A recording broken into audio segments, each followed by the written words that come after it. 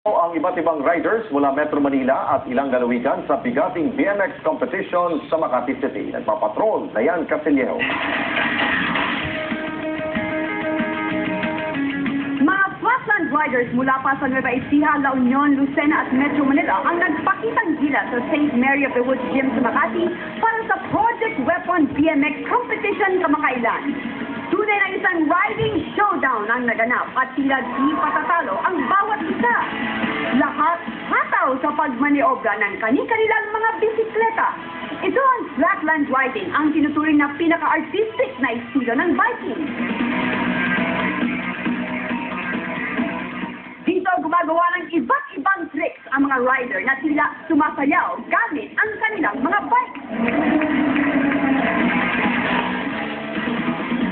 Dito, hindi pwede ang mahina ang loob. Hindi madali ang pag-perfect ng mga may hirap na moves na ito.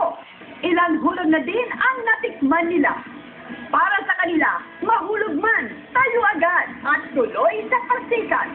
Ang tunay na ligaya ay pagsakay sa kanilang mga bisikleta at patuloy sa pag-arangkada. You have 3 rider in 3 minutes. So alternate kayo. Mag-6 muna yung isa, and then the other rider, and then the other one. Parang alternate sila. Sort of like, break dancing. Like, di ba, pag break dancing, una yung isa, then buburahin ng isa. Parang ganun. Dayan Casillejo, patron ng Pilipino.